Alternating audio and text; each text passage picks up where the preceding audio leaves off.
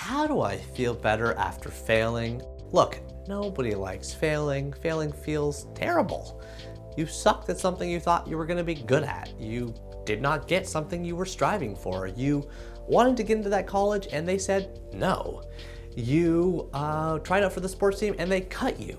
This is a giant problem for everybody in the world, okay? So the fact that you're here right now means you're not alone. I feel this all the time.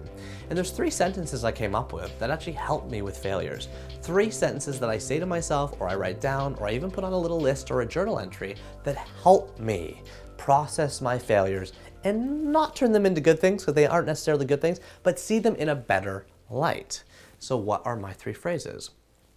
Number 1 is, I learned something new, okay? That's huge. I learned something new. You know who never fails? The person sitting in the corner office for 35 years typing the same 2-page memo over and over again. They never fail, and they're boring as hell.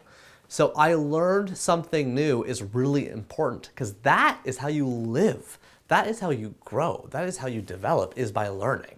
So I learned something new from that troubled relationship, from trying out for that sports team, from applying to that college. I wrote an essay about myself that I wouldn't have written before. I discovered that I like volleyball more than I like basketball. I discovered that, you know what? I was dating the wrong kind of person, maybe the wrong gender. Like whatever it is, I learned something new. Remember that sentence, write down the things that you learned if you can, okay? Number 2, I lead an interesting life. I lead an interesting life. Again, this is about recognizing that your failure is often pointing you in the direction of you trying something different. And when you recognize the fact that interesting people try lots of things and fail at tons of them, you feel better about it. You know, one of the most successful authors, I got a bunch of his books on my bookshelf right behind me, is Seth Godin. He is the author of Purple Cow and Tribes and Linchpin. He's one of the most preeminent marketing business writers in the world. And you know what he says? I'm prouder of my failures because I learned more from them. And he's had a ton of failures. You could look him up online and just type in Seth Godin failure and a ton of things will come up. It means you lead an interesting life. And the third one is, I tried something new, okay? So you got, I learned from my experience. You've got, I lead an interesting life. And the third thing is, I tried something new. You know the first time I went out for sushi, did I like it? No, it was disgusting. I got these cold, slithery messes of dead fish going down my throat. I didn't eat sushi for like 5 years. But for 5 years, I told myself, I tried something new.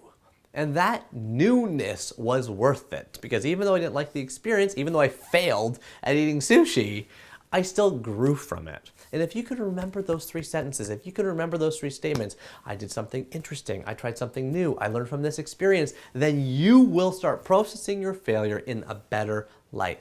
I'm not here to tell you that failure is great and perfect and it's gonna make you feel la-di-da and you're gonna be all happy about it. I'm not gonna tell you that, because I know failure stinks. But I'm gonna give you those 3 sentences because if you can read and remember and maybe journal about them, you will start seeing your failure in a better context. What's a failure you had that you are over today?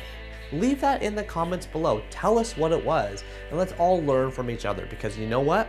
Here's one thing failure really loves: company. And when you read the comments below, you'll feel like, oh, it puts my own things in perspective.